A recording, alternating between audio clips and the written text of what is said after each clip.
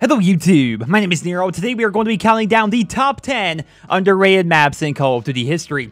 Every Call of Duty game has a couple of maps that are just etched into the memories of players. These are considered by most to be the best maps in the franchise. Modern Warfare 2 had Terminal and High Rise, Black Ops had Nuketown and Firing Range, Modern Warfare 3 had Dome and Arcaden, Black Ops 2 had Raid and Hijacked.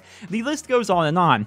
This video is not about those maps. This video is about the forgotten maps in Call of Duty's history. The maps that were actually very good, but did not get the recognition that they deserved because they were outshined by some of the more popular choices. In today's video, we are going to be counting down the 10 most underrated maps. I tried to include at least one map from every single Call of Duty game dating back to Call of Duty 4, with the exception of Infinite Warfare, because that game is still technically new, and its maps have not had to withstand the test of time like all of the other maps here in this video. Also, I decided to exclude DLC maps because I felt as though it would not be comparing apples to apples. I wanted to just discuss the maps that everybody has always had access to, and keep in mind, as with all top 10 videos, this is all just personal opinion. It's all completely subjective, and I would love to hear down there in the comment section below, what maps do you personally feel as though are underrated within the Call of Duty series? With that all out of the way, ladies and gentlemen, let's get into the video, the top 10 most underrated maps in the Call of Duty franchise. Meltdown from Call of Duty Black Ops 2. Here we are set in a nuclear power plant in Pakistan. I would argue this is one of the most forgotten maps in Call of Duty history because it was shipped with a game that featured Nuketown 2025, Raid, Plaza, Hijacked, the list goes on and on. It was pretty hard for Meltdown to stand out, but to me, it definitely did stand out. Every time it showed up in the map rotation, I would vote for this map. It was wonderful. Sure, it was not as good as Nuketown or Raid or Plaza, but it was always a very fun experience every time I played on it. The map itself was very symmetrical, and it catered to all playstyles. It's very difficult to find a map where snipers can love it as much as shotgunners can love it. And as somebody whose top weapon in Black Ops 2 was a shotgun, I can say that Meltdown was definitely a lot of fun to play on, and that's why, ladies and gentlemen, it came in here at number 10.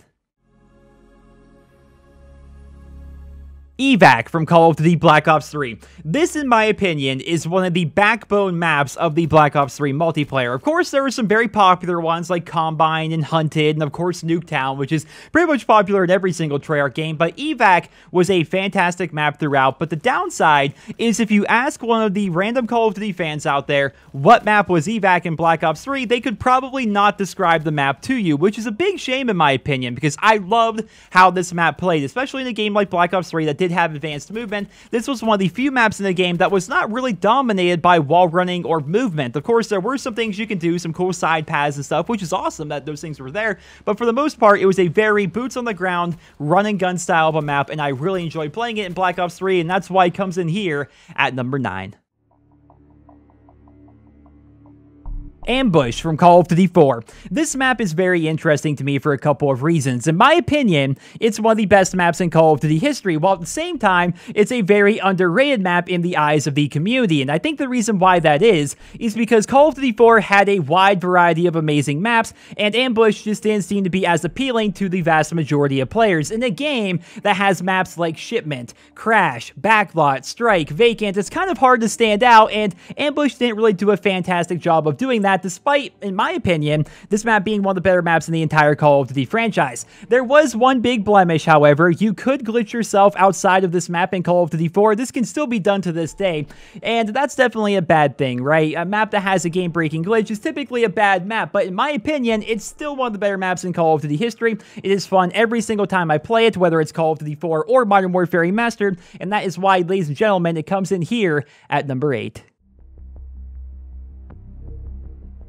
Freight from Call of Duty Ghosts. If you look back at Ghosts, I think a lot of people will consider it to be one of the least popular games in the entire franchise, but if you look at a list of the maps from this game, you will remember how good these maps actually were. We had Octane, Tremor, Strike Zone, Warhawk. These were all fantastic maps, and then of course, you had Freight, which everybody seems to forget even existed. So Freight was one of the smaller maps in the game. We were set in this factory in the snow. I love the setting, and you actually had this like no man's land in the middle of the map that you had to cross. boss, sort of similar to Ambush back from Call of Duty 4, and as a result, I really did enjoy this map. It had a very tug-of-war style gameplay element to it, and it was definitely one of my favorite maps to play in Call of Duty Ghosts, even if I didn't exactly like the game itself all that much, and that's why it comes in here at number 7. Standoff from Call of Duty Black Ops 2. I almost did not want to include this map in the list because I think a lot of people will say that this was actually one of the better maps in the entire game, and I agree, it definitely was one of the best maps in Black Ops 2, but if you bring up maps of Black Ops 2 in casual conversation with somebody, chances are they will not remember which map Standoff was. They will remember Nuketown, they will remember Hijack, they will remember Raid, but they will probably not remember Standoff because there was really nothing about the map that was exceptional that really made it stand out. It was a small town, it was a farm town pretty much, and it didn't have anything crazy to its layout. It was just one of the most well-balanced maps, one of the most fun maps to actually play. It was actually recreated in Call of Duty Black Ops 3, although a lot of people tend to agree that the Black Ops 3 remake looked really good. I don't think anybody's denying that, but I think a lot of people will also agree that it did not play nearly as well as the Black Ops 2 original, and the reason why is Standoff was not designed for people to be running on walls and stuff like that. It was designed for boots on the ground, and it really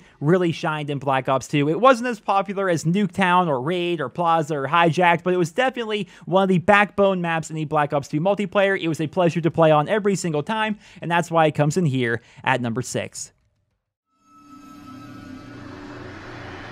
Upheaval from Call of Duty World at War. I would argue that most people watching this video did not even know that Upheaval was a map, and if you did play World at War back in the day, you probably couldn't remember which map Upheaval even was, though it was definitely one of the best maps in Call of Duty World at War. Admittedly, World at War did not have a ton of incredible maps, but there were a couple of pretty good ones. We had Dome, we had Castle, we had Macon, and in my opinion, Upheaval is on the same level as those maps, but people don't remember this map, one, because its name was really boring, Upheaval, like what kind of a name is that? And two, it had a pretty blah setting. We were in a small suburb outside of Berlin. Nothing really was like super memorable or stood out about the map, but it was fun every single time you played. It was competitive, and it worked and it catered for every single playstyle within the game, and that is why, ladies and gentlemen, it comes in here at number 5.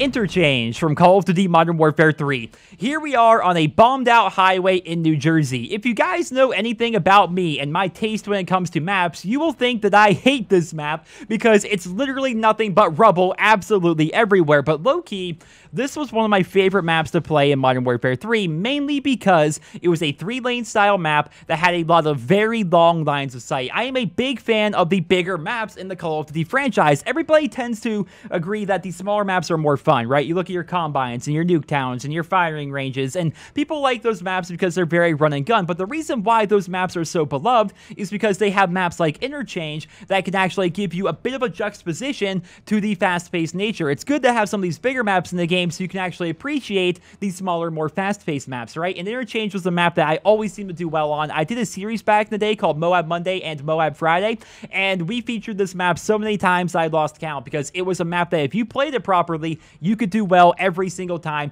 People forget it even exists, and that's why it comes in here, ladies and gentlemen, at number 4.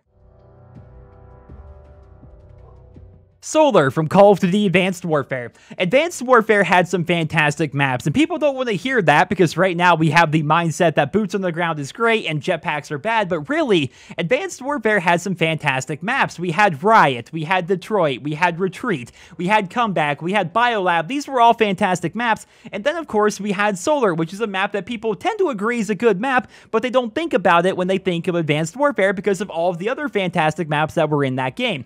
We are set in a solar energy power plant. Of course, the hit and kill streak on this map was fantastic and very fun to use. It was a map that was 3 lanes, which I'm a big fan of those in general, and also had some nice verticality, but not too much verticality. It was one of the more open maps in Advanced Warfare, and for all of these reasons, it comes in here at number 3.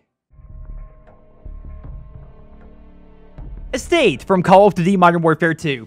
This map will go down in history as the map with the giant cabin. For good reason, the cabin was definitely a pretty big deal on this map, but it was definitely not the only thing to this map. So Estate was one of the very few maps in the entire Call of Duty franchise that had an uphill layout, which was actually pretty awesome. It was this beautiful cabin in the middle of the woods that was surrounded by smaller buildings and a lake house that had tons of flanking routes while at the same time being very open. This map was home to some of the most competitive matches that I have ever ever played in Modern Warfare 2, and that is coming from somebody who has over 50 days played. It was definitely outshined by maps like High Rise and Terminal, but I definitely loved playing on Estate because of how unique the layout was and how competitive the matches actually were on this map. All in all, Estate is definitely one of the most underrated maps in the entire Call of Duty franchise. I thoroughly enjoyed playing this map every time it popped up in the rotation, and that's why it comes in here, ladies and gentlemen, at number 2. Grid from the original Black Ops. This, in my opinion, ladies and gentlemen, is the most underrated map in the entire Call of Duty franchise, and here is why.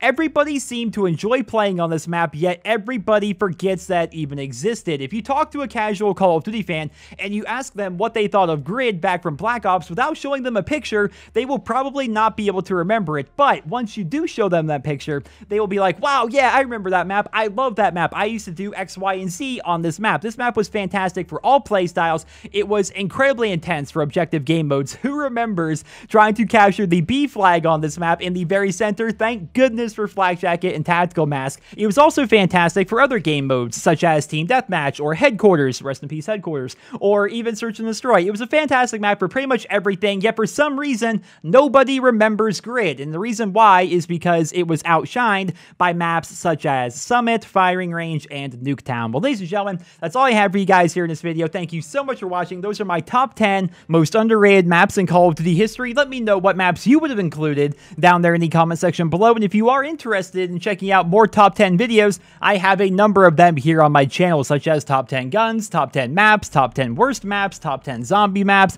top 10 prestige icons, kill streaks, the list goes on and on. Ladies and gentlemen, you'll find a link to a couple of them down there in the video description. I hope you guys will enjoy. Drop me a rating, and I hope you guys all have a wonderful day.